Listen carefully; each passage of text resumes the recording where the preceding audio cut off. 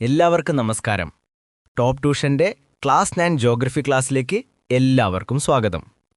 കഴിഞ്ഞ 2 ക്ലാസ്സുകളിലായി നമ്മൾ ഇന്ത്യയുടെ ഉത്തര പർവ്വത മേഖലയെക്കുറിച്ചും ഉത്തര മഹാസമതലത്തെക്കുറിച്ചും പഠിച്ചല്ലോ അല്ലേ? ഹിമാലയത്തിന്റെ ഉയരവും സമതലങ്ങളുടെ വിശാലതയും നമ്മൾ കണ്ടു. ഇന്ന് നമ്മൾ പഠിക്കാൻ പോകുന്നത് ഇന്ത്യയിലെ ഏറ്റവും വലിയ ഭൂവിഭാഗമായ ഉപദ്വീപീയ പീഠഭൂമിയെക്കുറിച്ചാണ്, പെനിൻസുലർ പ്ലാറ്റോ.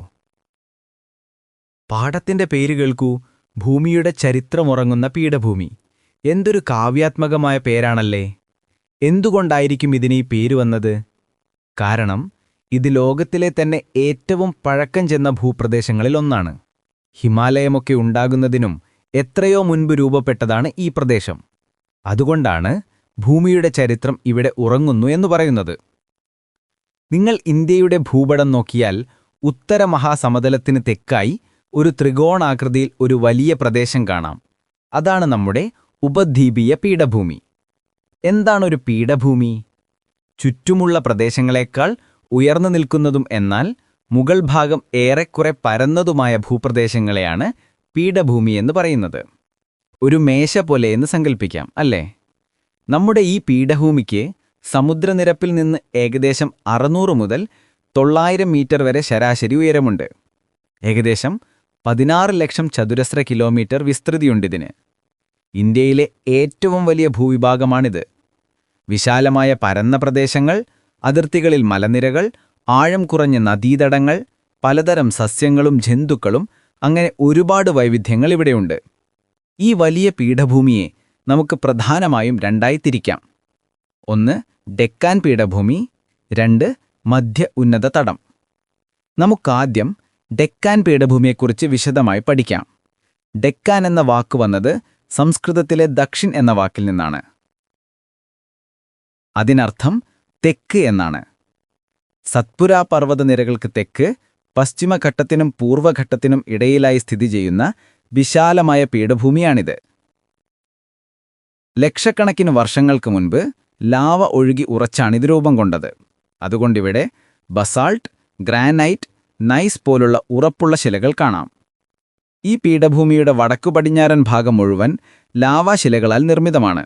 ഈ പ്രദേശത്തെയാണ് നമ്മൾ ഡെക്കാൻ ട്രാപ്പ് എന്ന് വിളിക്കുന്നത്. ഈ ബസാൾട്ട് ശിലകൾക്ക് കാലക്രമേണ അപക്ഷയം സംഭവിച്ചുണ്ടായ മണ്ണാണ് കറുത്ത മണ്ണ്. ഇതിനെ റിഗർ മണ്ണെന്ന് വിളിക്കാറുണ്ട്. ഈ മണ്ണിന് ഒരുപാട് പ്രത്യേകതകളുണ്ട്. ഇത് വളരെ ഫലഭൂയിഷ്ടമാണ്. കൂടാതെ ഇതിന് വെള്ളം പിടിച്ചു നിർത്താനുള്ള കഴിവ് കൂടുതലാണ്. അതുകൊണ്ട് വേനൽക്കാലത്തും വിളകൾക്ക് ഈർപ്പം ലഭിക്കും. പരുത്തി കൃഷിക്ക് ഏറ്റവും അനുയോജ്യമായ മണ്ണായതുകൊണ്ട് ഇതിനെ കറുത്ത പരുത്തി മണ്ണെന്നും വിളിക്കാറുണ്ട്. ഇനി ഡെക്കാൻ പീഠഭൂമിയുടെ അതിർത്തികളിലേക്ക് വരാം. പടിഞ്ഞാറ് പശ്ചിമഘട്ടവും കിഴക്ക് പൂർവ്വഘട്ടവുമാണ്. നമ്മുടെ കേരളത്തിന്റെ കിഴക്ക് കാണുന്ന സഹ്യാദ്രി മലനിരകളെക്കുറിച്ച് നിങ്ങൾക്കറിയാമല്ലോ. അത് പശ്ചിമഘട്ടത്തിന്റെ ഭാഗമാണ്. ഏകദേശം 1600 കിലോമീറ്റർ നീളമുണ്ട് ഈ മലനിരകൾക്ക്. വടക്ക് നിന്ന് തെക്കോട്ട് പോകുന്തോറും പശ്ചിമഘട്ടത്തിന്റെ ഉയരം കൂടി വരുന്നു. ഉപദ്വീപീയ ഇന്ത്യയിലെ ഏറ്റവും ഉയരം കൂടിയ കൊടുമുടി ഏതാണെന്നറിയാമോ? അത് നമ്മുടെ കേരളത്തിലാണ്. ഇടുക്കി ജില്ലയിലെ ആനമുടിയാണ് ആ കൊടുമുടി. അത് പശ്ചിമഘട്ടത്തിലെ ആനമലയിലാണ് സ്ഥിതി ചെയ്യുന്നത്. പശ്ചിമഘട്ടത്തിന് പലയിടത്തും പല പേരുകളുണ്ട്. മഹാരാഷ്ട്രയിൽ സഹ്യാദ്രിയെന്നും, കർണാടകയിലും തമിഴ്നാട്ടിലും നീലഗിരിയെന്നും, കേരളത്തിൽ ആനമല, ഏലമല എന്നൊക്കെ ഇതിനെ വിളിക്കുന്നു. തമിഴ്നാട്ടിലെ നീലഗിരിയിലുള്ള ദൊഡ്ഡബെട്ട ഏകദേശം 2637 മീറ്റർ ഇവിടത്തെ മറ്റൊരു പ്രധാനപ്പെട്ട കൊടുമുടിയാണ്. ഇനി നമുക്ക് പൂർവ്വഘട്ടത്തിലേക്ക് നോക്കാം. ഇവ പശ്ചിമഘട്ടത്തെ അപേക്ഷിച്ച് ഉയരം കുറഞ്ഞതും തുടർച്ചയില്ലാത്തതുമായ മലനിരകളാണ്. എന്തുകൊണ്ടായിരിക്കും ഇതിന് തുടർച്ചയില്ലാത്തത്? കാരണം കിഴക്കോട്ടൊഴുകുന്ന മഹാനദി, ഗോദാവരി, കൃഷ്ണ, കാവേരി തുടങ്ങിയ നദികൾ ഈ മലനിരകളെ മുറിച്ചുകൊണ്ടാണ് ഒഴുകുന്നത്. ഒറീസയിലെ മഹാനദി തടം മുതൽ തമിഴ്നാട്ടിലെ നീലഗിരി വരെ ഏകദേശം 800 കിലോമീറ്റർ നീളമുണ്ട് ഈ മലനിരകൾക്ക്. ജവാദി ഹിൽസ്, പാൽക്കൊണ്ടമല, നല്ലമല, മഹേന്ദ്രഗിരി എന്നിവയെല്ലാം പൂർവ്വഘട്ടത്തിന്റെ ഭാഗമാണ്. ഈ പശ്ചിമഘട്ടവും പൂർവ്വഘട്ടവും എവിടെയാണ് കൂടിച്ചേരുന്നതെന്നറിയാമോ? അവ നീലഗിരി കുന്നുകളിൽ വെച്ചാണ് സംഗമിക്കുന്നത്. ഇനി നമുക്ക് പീഠഭൂമിയുടെ രണ്ടാമത്തെ ഭാഗമായ മധ്യ ഉന്നത തടത്തിലേക്ക് പോകാം. സത്പുര പർവ്വതനിരകൾക്ക് വടക്കുള്ള വിശാലമായ പീഠഭൂമി പ്രദേശമാണിത്. ഇതിന്റെ പടിഞ്ഞാറേ അതിർത്തി ആരവല്ലി പർവ്വതനിരകളാണ്. ഈ പ്രദേശം മാൾവ പീഠഭൂമി എന്നറിയപ്പെടുന്നു. ആരവല്ലി പർവ്വതനിരകൾ ലോകത്തിലെ ഏറ്റവും പഴക്കം ചെന്ന മടക്കുപർവ്വതങ്ങളിലൊന്നാണ്. ഇപ്പോൾ ഇതിന് ഉയരം കുറവാണ്. പ്രശസ്തമായ ഹിൽ സ്റ്റേഷനായ മൗണ്ട് അബു ആരവല്ലിയിലാണ്. മധ്യ ഉന്നത തടത്തിന്റെ കിഴക്കുഭാഗത്തുള്ള പീഠഭൂമിയാണ് ഛോട്ടാ നാഗ്പൂർ പീഠഭൂമി. ഇന്ത്യയുടെ ധാനുക്കളുടെ കലവറ എന്നാണ് ഇതറിയപ്പെടുന്നത്. അത്രയധികം ധാനുക്കൾ ഇവിടെയുണ്ട്. ഇരുമ്പയിര്, ബോക്സൈറ്റ്, മാംഗനീസ്, ചെമ്പ്, കൽക്കരി തുടങ്ങി ഒരുപാട് ധാനുക്കൾ ഇവിടെ നിന്ന് ഖനനം ചെയ്യുന്നു.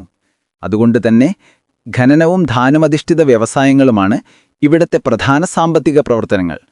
ഒരു രസകരമായ കാര്യം പറയട്ടെ, മേഘാലയയിലെ പീഠഭൂമി യഥാർത്ഥത്തിൽ ഈ ഉപദ്വീപീയ പീഠഭൂമിയുടെ ഭാഗമായിരുന്നു.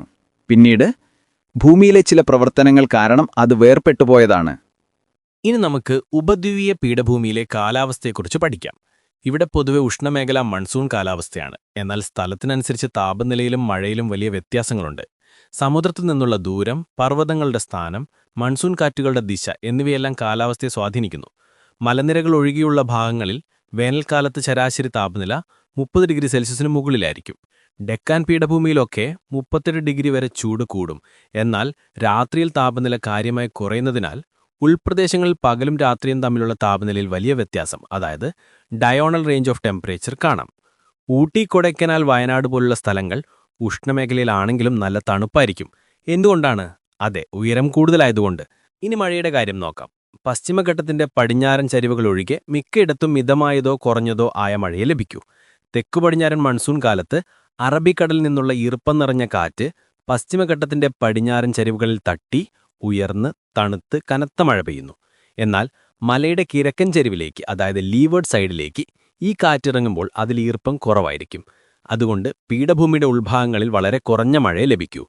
ഈ പ്രദേശങ്ങളെ മഴനിഴൽ പ്രദേശം, അതായത് റെയിൻ ഷാഡോ റീജൻ എന്ന് പറയുന്നു. ഇനി ഇവിടുത്തെ നദികളെക്കുറിച്ച് നോക്കാം. പശ്ചിമഘട്ടമാണ് ഉപദ്വീപീയ ഇന്ത്യയിലെ പ്രധാന ജലവിഭജനി.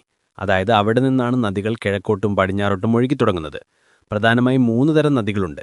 കിഴക്കോട്ട് ബംഗാൾ ഉൾക്കടലിലേക്ക് ഒഴുകുന്നവ, പടിഞ്ഞാറോട്ട് അറബിക്കടലിലേക്ക് ഒഴുകുന്നവ, വടക്കോട്ട് ഗംഗയിലും യമുനയിലും ചേരുന്നവ. കിഴക്കോട്ടൊഴുകുന്ന നദികളിൽ പ്രധാനപ്പെട്ടവയാണ് മഹാനദി, ഗോദാവരി, കൃഷ്ണ, കാവേരി എന്നിവ.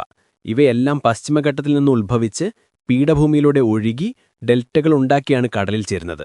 ഇവയെല്ലാം മഴയെ ആശ്രയിക്കുന്നതിനാൽ വേനൽക്കാലത്ത് വെള്ളം കുറയും. എന്നാൽ കാവേരി നദിക്ക് വേനൽക്കാലത്ത് തെക്ക് പടിഞ്ഞാറൻ മൺസൂണിൽ നിന്നും ശൈത്യകാലത്ത് വടക്ക് കിഴക്കൻ മൺസൂണിൽ നിന്നും മഴ ലഭിക്കുന്നതിനാൽ വലിയ തോതിൽ വെള്ളം കുറയാറില്ല. ഗോദാവരിയാണ് ഉപദ്വീപീയ നദികളിൽ ഏറ്റവും വലുത്. അതുകൊണ്ട് ഇതിനെ ദക്ഷിണഗംഗ എന്നും വിളിക്കാറുണ്ട്. പടിഞ്ഞാറോട്ടൊഴിവുള്ള പ്രധാന നദികളാണ് നർമ്മദയും താപ്തിയും. ഇവ അറബിക്കടലിലാണ് പതിക്കുന്നത്. ഇനി ഇവിടുത്തെ മണ്ണിനങ്ങളെക്കുറിച്ച് നോക്കാം. കറുത്ത മണ്ണ്, ചുവന്ന മണ്ണ്, ലാറ്ററൈറ്റ് മണ്ണ്, പർവ്വതമണ്ണ് എന്നിവയാണ് ഇവിടെ പ്രധാനമായും കാണുന്നത്. ഡെക്കാൻ ട്രാപ്പിലെ ലാവ പൊടിഞ്ഞുണ്ടായതാണ് കറുത്ത മണ്ണ് എന്ന് നമ്മൾ പഠിച്ചല്ലോ. പഴയ ക്രിസ്റ്റലൈൻ ശിലകൾക്ക് അപക്ഷയം സംഭവിച്ചുണ്ടാവുന്നതാണ് ചുവന്ന മണ്ണ്. ഇരുമ്പിന്റെ അംശം കൂടുതലുന്നതുകൊണ്ടാണ് ഇതിന് ചുവപ്പ് നിറം. കനത്ത മഴയും വരൾച്ചയും മാറി മാറി വരുന്ന സ്ഥലങ്ങളിൽ മണ്ണിലെ ധാതുക്കൾ ഒലിച്ചുപോയി ഉണ്ടാവുന്നതാണ് ലാറ്ററൈറ്റ് മണ്ണ്. ഇനി ഇവിടുത്തെ കൃഷിയെക്കുറിച്ച് പറയാം. നിരപ്പായ സ്ഥലങ്ങൾ കുറവായതുകൊണ്ട് കൃഷിക്ക് ചില പരിമിതികളുണ്ട്. എങ്കിലും നെല്ല്, ഗോതമ്പ്, പരുത്തി, കരിമ്പ്, പുകയില തുടങ്ങിയ വിളകൾ കൃഷി ചെയ്യുന്നു. പശ്ചിമഘട്ടത്തിലെയും നീലഗിരിയിലെയും മലഞ്ചരിവുകളിൽ തേയിലയും കാപ്പിയും പോലുള്ള തോട്ടവിളകൾ വ്യാപകമാണ്. ഇന്ത്യയിൽ ഏറ്റവും കൂടുതൽ കാപ്പി ഉൽപ്പാദിപ്പിക്കുന്നത് കർണാടകയിലാണ്. ബാബ ബുദാൻ എന്നൊരു സൂഫി സന്യാസി അറേബ്യയിൽ നിന്ന് 7 കാപ്പിക്കുരുകൾ കൊണ്ടുവന്ന് കർണാടകയിലെ കുന്നുകളിൽ നട്ടതോടെയാണ് ഇന്ത്യയിൽ കാപ്പി കൃഷി ആരംഭിച്ചതെന്നാണ് ചരിത്രം. കരിമ്പ് കൃഷിക്ക് ഏറ്റവും അനുയോജ്യമായ സാഹചര്യങ്ങൾ ഡെക്കാൻ പീഠഭൂമിയിലാണ്. പരുത്തി കൃഷിക്ക് കറുത്ത മണ്ണേറ്റം നല്ലതെന്ന് നമ്മൾ നേരത്തെ പറഞ്ഞല്ലോ. അതുകൊണ്ട് ഗുജറാത്ത്, മഹാരാഷ്ട്ര എന്നീ സംസ്ഥാനങ്ങളാണ് പരുത്തി ഉൽപ്പാദനത്തിൽ മുന്നിൽ. അവസാനമായി ധാതുക്കളെക്കുറിച്ച്. ഈ പീഠഭൂമി ധാതുക്കളുടെ ഒരു കലവറയാണെന്ന് നമ്മൾ കണ്ടു. ഇവിടെ പ്രധാനമായും 5 ധാതു മേഖലകളുണ്ട്. ഛോട്ടാ നാഗ്പൂർ ഒഡീഷ മേഖലയാണ് ഏറ്റവും വലുത്. ഇവിടെ കൽക്കരി, ഇരുമ്പയിര്, മാംഗനീസ്, ബോക്സൈറ്റ് തുടങ്ങിയവയുണ്ട്. മധ്യമേഖലയിൽ ഛത്തീസ്ഗഡ്, മധ്യപ്രദേശ്, മഹാരാഷ്ട്ര തുടങ്ങിയ സംസ്ഥാനങ്ങൾ വരുന്നു. ദക്ഷിണമേഖലയിൽ കർണാടകയും തമിഴ്നാടും ഉൾപ്പെടുന്നു. ഇരുമ്പയിരും ബോക്സൈറ്റും ഇവിടെയുണ്ട്. ഇങ്ങനെയുള്ള ധാതുക്കളുടെ ലഭ്യത കാരണം ഖനനവും വ്യവസായങ്ങളും ഇവിടെ ഒരുപാട് വികസിച്ചു. അതുപോലെ കൃഷിയും വ്യവസായങ്ങളും വികസിച്ചതോടെ ഇവിടേക്ക് ഒരുപാട് ആളുകൾ താമസിക്കാൻ വന്നു. അങ്ങനെ ഖനന കേന്ദ്രങ്ങളും വ്യവസായ നഗരങ്ങളും വലിയ നഗരങ്ങളായി വളർന്നു. അപ്പോൾ പ്രകൃതിപരമായ ഒരുപാട് പരിമിതികൾ ഉണ്ടായിരുന്നിട്ടും മനുഷ്യന്റെ കഠിനാധ്വാനം കൊണ്ട് ഈ പീഠഭൂമി ഇന്ന് ഇന്ത്യയുടെ സാമ്പത്തിക വളർച്ചയിൽ വലിയ പങ്ക് വഹിക്കുന്നു. പിന്നെ നമ്മുടെ ഈ തൂപ്പ് ട്യൂഷൻ സെന്ററിൽ ചെറിയ ബാച്ച് സൈസിലാണ് ഹൈസ്കൂൾ ക്ലാസ്സുകൾ ഉള്ളത്. അപ്പോൾ നല്ല മാർക്ക് വേണമെന്നുണ്ടോ? എങ്കിൽ എത്രയും പെട്ടെന്ന് ഞങ്ങളുടെ ഫേസ് ടു ഫേസ് ക്ലാസ്സിൽ ജോയിൻ ചെയ്യുകയോ അല്ലെങ്കിൽ യൂട്യൂബ് ക്ലാസ്സസ് ഉപയോഗിക്കുകയോ ചെയ്യുക. പാലക്കാട് നിവാസികളെ ടോപ്പ് ട്യൂഷന്റെ ഫേസ് ടു ഫേസ് ക്ലാസ്സിലേക്ക് സ്വാഗതം ചെയ്യുന്നു. കൂടുതൽ അറിവാൻ 8006066363 എന്ന നമ്പറിലേക്ക് വിളിക്കുക. എല്ലാവരും നന്നായി പഠിക്കണം. അടുത്ത ക്ലാസ്സിൽ കാണാം. ബൈ.